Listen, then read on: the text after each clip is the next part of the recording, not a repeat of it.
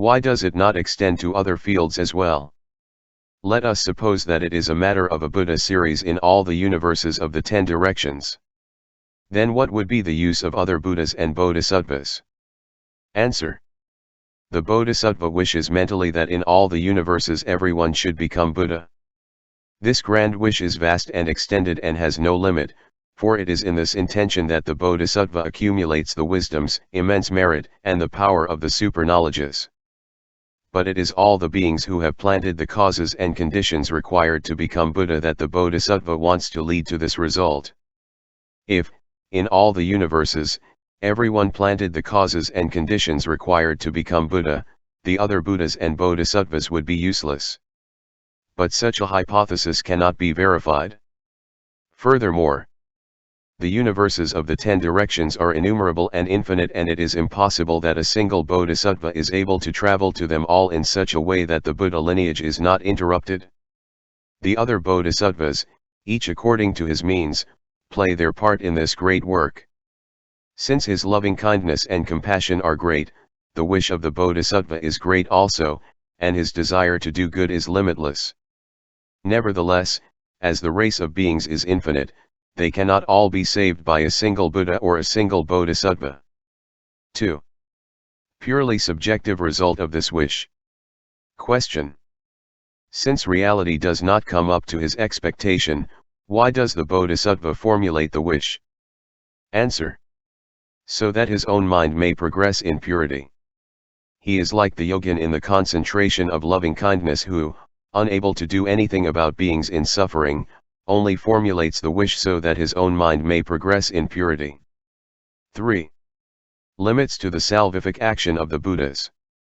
Thus, the Buddhas and the great Bodhisattvas are strong enough that they can save all beings. But, since beings do not possess wisdom and do not fulfill the required cause and conditions, they cannot be saved. Let us take, for example, the water in the great ocean. If all beings drew water from it, it would never run dry. But all beings do not use it. Thus beings in the Preta category, because of their own sins, are unable to see the water, and, even when they do see it, it dries up or changes into molten copper, or it becomes pus and blood. It is the same with the Buddhas. Having great loving kindness and great compassion, using an immense and infinite wisdom, they are able to satisfy all beings. But the latter, because of their sins, do not meet the Buddhas, and, even if they do meet them, they are no different from the rest of the people who are angry with the Buddha or who denigrate him. This is why they do not see the power of the Buddhas or their magical power, and, even if they do meet the Buddhas, they derive no benefit from it. Moreover, 2 causes, 2 conditions are necessary to produce right view, namely, an inner cause and an outer condition. The Buddha who is the outer cause and condition is perfect. He possesses 32 major marks, 80 minor marks, immense rays adorning his body, many magical powers and many articulated sounds. He preaches the Dharma as required and cuts through all doubts. Only beings, who are the inner cause and condition, are not perfect. Not having previously planted the roots of good required to see the Buddha, they have neither faith in nor respect for him. They have neither exertion nor morality, having weak faculties, they are deeply attached to worldly happiness and, consequently, derive no benefit from meeting the Buddha. This is not the fault of the Buddha. The Buddha converts beings and the divine tools that he uses are perfect. When the sun rises, beings who have an eye see it, whereas blind people do not see it. On the other hand, assuming that there is an eye but there is no sun, there is nothing to see. Thus the fault is not with the sun. It is the same with the Buddha light. 4. How to prevent the interruption of the Buddha fields. Question. What should be done to make the Buddha universes not be interrupted? Answer. In the midst of beings. The Bodhisattva praises the Bodhi of he Buddha so well that beings produce the mind of supreme complete enlightenment. Gradually practice the 6 perfections and finally, in the universes, each become Buddha. That they successively become Buddha in one and the same field, or that they each become Buddha in a different field is what is called not breaking the Buddha fields. Furthermore, some bodhisattvas rapidly accumulate the wisdoms, become perfect Buddhas and save innumerable beings. On the point of entering into nirvana, they make the prediction to a bodhisattva, saying, "After my nirvana, you in turn will become Buddha."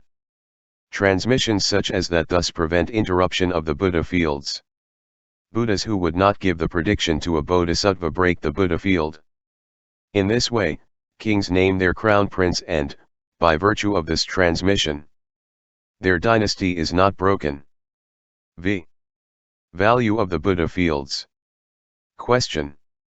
Why praise the universes that have a Buddha and depreciate those that do not have one? Answer.